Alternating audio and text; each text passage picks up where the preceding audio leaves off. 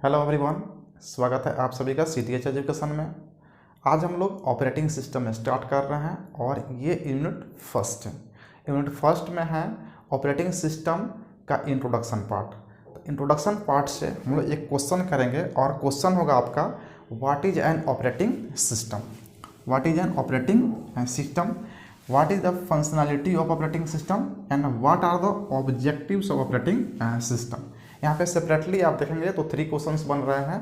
Operating system क्या होता है, ऑपरेटिंग सिस्टम का फंक्शनलिटी क्या है और ऑपरेटिंग सिस्टम का ऑब्जेक्टिव्स क्या है, जो आपको यूनिवर्सिटी एग्जाम में फुल क्वेश्चन बनेगा।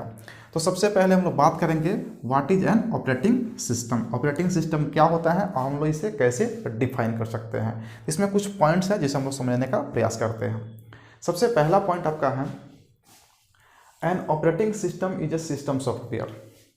ऑपरेटिंग सिस्टम क्या है, एक सिस्टम सॉफ्टवेयर है और सिस्टम सॉफ्टवेयर होता है जो एप्लीकेशन सॉफ्टवेयर को एक्सिक्यूट करने के लिए एक प्लेटफॉर्म प्रोवाइड करता है। यदि ऑपरेटिंग सिस्टम नहीं है तो सिस्टम एप्लीकेशन सॉफ्टवेयर का कोई मतलब नहीं है। एप्लीकेशन सॉफ्टवेयर एग्जांपल में आप देखेंगे MS ऑफिस हो गया, फोटोशॉप हो गया, वेब ब्राउज़र हो गया, आपका VLC सॉफ्टवेयर हो गया, VLC प्लेयर हो गया, MP3 हो गया। ये सब क्या है, आपका एप्लीकेशन सॉफ्टवेयर है और उन सॉफ्टवेयर को एक्सक्यूशन के लिए एक प्लेटफॉर्म प्रोवाइड करता है जिसे बोलते हैं सिस्टम सॉफ्टवेयर। और सिस्टम सॉफ्टवेयर का बेस्ट एग्जांपल है हमारा ऑपरेटिंग सिस्टम। ठीक है। सेकेंड पॉइंट है it is work as an interface between user and computer hardware. ये क्या है, इंटरफेस की तरह काम करता है। ऑपरेटिंग सिस्टम जो है ना, इंटरफेस की तरह काम करता है यूजर एंड कंप्यूटर हार्डवेयर के बीच में। देखिए जो हमारा हार्डवेयर है, जैसे कि हमारे पास CPU है, मॉनिटर है, कीबोर्ड है, माउस है, तो ये सारे हार्डवेयर हो गया और उनसे इंटरेक्शन करने के लिए हमें एक इंटरफेस की आवश्यकता पड़ता है और वो क्या होता है, इंटरफेस ऑपरेटिंग सिस्टम। एग्जांपल में आप देखेंगे कि हमारे घर में जो है ना, जो स्विच बोर्ड लगा हुआ था, तो यदि हमें फैन चलाना है तो हम लोग स्विच को जो है ना दबाते हैं। ठीक है ना। तो स्विच जो हमारा हो गया, हमारे लिए क्या हो गया, एक इंटरफेस की तरह काम करता है। यदि फैन चलाना है तो आपको स्विच को प्रेस करना पड़ेगा। तो ये इंटरफेस हो गया क्या कि हम लोग जो यूज करते हैं वो हो गया यूजर, और हार्डवेयर को इंटरेक्शन करवाने के लिए दोनों को मिलाने का काम करता है ऑपरेटिंग सिस्टम, और जो दोनों को मिलाने का काम करता है उसी को कहा जाता है इंटरफेस। तो इंटरफेस की तरह काम करता है। नेक्स्ट पॉइंट है it coordinates between different devices. ये कोऑर्डिनेट करता है डिफरेंट डिवाइसेस से, डिफरेंट डिवाइसेस को चेक करता है और सबसे जो है ना कम्युनिकेशन करता है कि वो वर्किंग में है या नहीं है, उसका वर्किंग फंक्शनैलिटी में है या नहीं है। जैसे एग्जांपल पे आपका ऑपरेटिंग सिस्टम जब काम करना शुरू करता है तो वो चेक करता है, कम्युनिकेशन करता है आपके कीबोर्ड से कि कीबोर्ड वर्किंग में है या नहीं, माउस से, आपके मॉनिटर से, आपके प्रिंटर से, जो भी पेरिफेरल डिवाइसेस आपके CPU से अटैच्ड हैं, तो उन सारे को जो है ना ये कम्युनिकेशन के द्वारा ये पता करने की कोशिश करता है कि कौन सा डिवाइस वर्किंग में नहीं है और कौन सा वर्किंग में है। जैसे प्रिंटर हम लोग अटैच करते हैं लेकिन प्रिंट नहीं करता है, तो अटैच है, काम कर रहा है या नहीं कर रहा है, ये कौन हमें बताता है, तो होता है ऑपरेटिंग सिस्टम ही ये सारे इन्फॉर्मेशन हमें प्रोवाइड करता है। तो सारे डिवाइस से कम्युनिकेशन करना भी काम किसका है, ऑपरेटिंग सिस्टम का। नेक्स्ट पॉइंट है it schedule multiple task as per priority.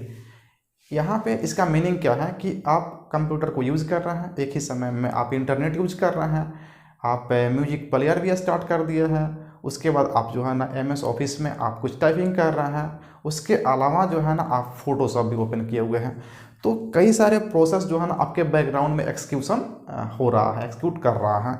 तो उसको प्रायोरिटी के बेसिस पे किसे पहले ओपन करना है, किसको पहले CPU प्रोवाइड करना है, एक काम कौन करता है, आपका operating system on the basis of scheduling algorithm, जो हम लोग नेक्स्ट चैप्टर में, सेकंड चैप्टर में पढ़ेंगे। शेड्यूलिंग एल्गोरिथम किस प्रकार से किसी प्रोसेस को CPU प्रोवाइड करता है हमारा ऑपरेटिंग सिस्टम, तो शेड्यूलिंग एल्गोरिथम में उसको क्लियर हो जाएगा।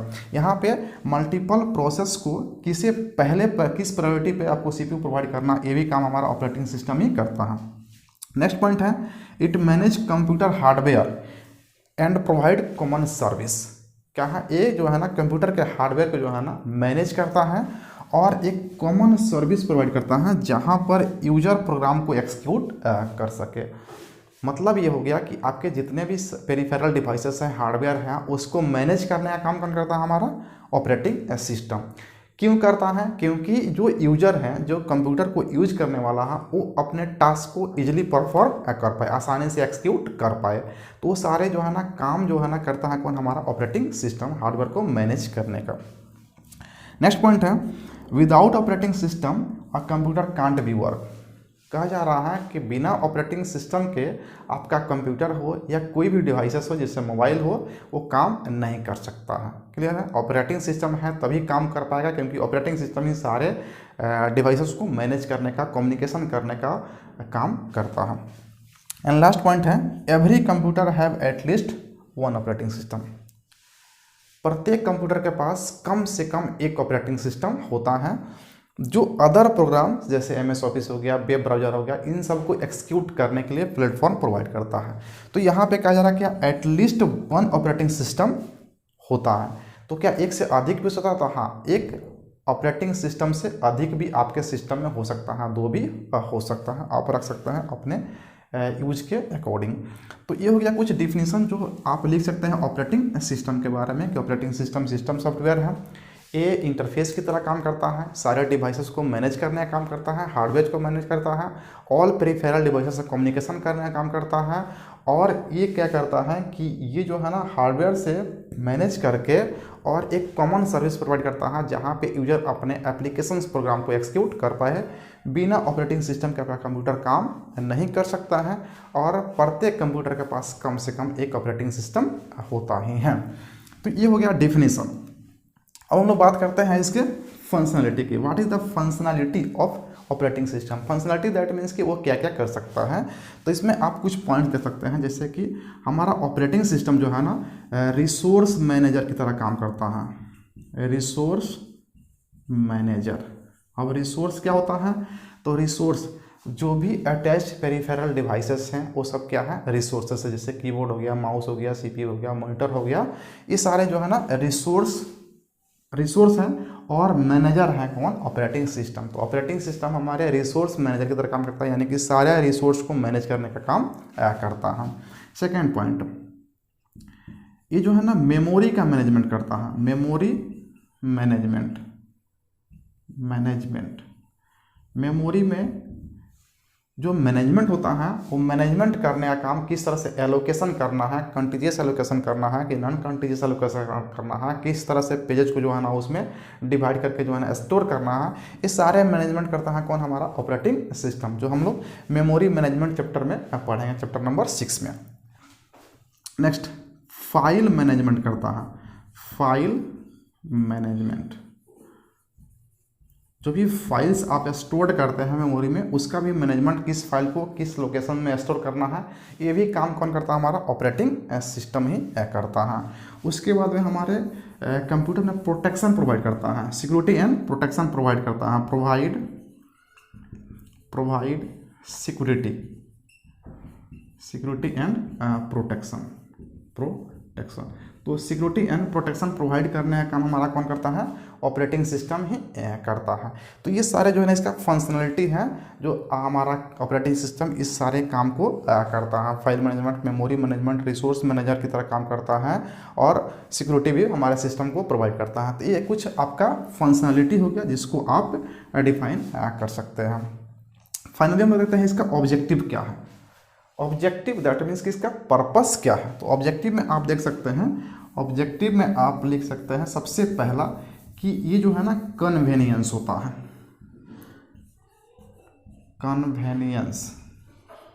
कन्वेनियंस का मतलब क्या हो गया? Easy to access hardware devices. आप जो हार्डवेयर डिवाइसेस अटैच किए हुए हैं CPU के द्वारा मदरबोर्ड से, तो उसको जो है ना आप इजीली एक्सेस करते हैं, वो कौन फैसिलिटी प्रोवाइड करता है? तो हमारा ऑपरेटिंग सिस्टम। तो ऑपरेटिंग सिस्टम का मेन ऑब्जेक्टिव क्या है कि आपको जो है ना हार्डवेयर इस इजीली प्रोवाइड हो और आसानी से आप उसको यूज कर पाएँ। जैसे आपका प्रिंटर है, तो प्रिंटर जो है ना आप अटैच करते हैं कंप्यूटर से, तो आप उसको इजीली एक्सेस कर पाएँ, इजीली प्रिंट कर पाए। तो ये सारा जो है ना मैनेजमेंट कौन करता है? हमारा ऑपरेटिंग सिस्टम। तो इसका मेन पर्पस क्या हो गया? Easy to access, that means कि कन्वीनियंस। आपका कंप्यूटर क्या है? कन्वीनियंस हो, जिससे कि आसानी से आप किसी भी डिवाइस का यूज कर लें। Second point, increase throughput. Throughput को जो है ना इंक्रीज करना। थ्रूपुट क्या होता है, तो number of jobs completed per unit time. Per unit time में आप कितने वर्क को, कितने टास्क को परफॉर्म कर पाते हैं, उसको बोलते हैं थ्रूपुट। और इसको इंक्रीज करना, दैट मीन्स कि आप ज़्यादा फास्ट जो है ना किसी भी टास्क को परफॉर्म कर पाएँ। जो 1 सेकंड में परफॉर्म कर रहे थे 10 जॉब, अब जो है ना ये इसका मोटिव रहता है कि 1 सेकंड में आप 20 जॉब्स को परफॉर्म करें, यानी कि थ्रूपुट को इंक्रीज कर दे, आपका फास्ट जो है ना वर्क और टास्क परफॉर्म हो जाए, तो थ्रूपुट प्रोवाइड करता है। थर्ड आप देख रहे हैं कि ये जो है ना डिवाइस को मैनेज करता है। डिवाइस को मैनेज करता है जिससे कि आप इजीली उसको एक्सेस कर ले। डिवाइस मैनेजमेंट करता है जिससे कि आप जो उसको इजीली एक्सेस कर पाएँ। ये जो है ना आपके लिए इंटरफेस प्रोवाइड करता है। इंटरफेस प्रोवाइड करता है जिससे कि आप इजीली जो है ना अपने टास्क को कंप्यूटर में परफॉर्म कर पाएँ। और जो है ना ये सिक्योरिटी को मैनेज करता है, सिक्योरिटी एंड प्रोटेक्शन को मैनेज करता है।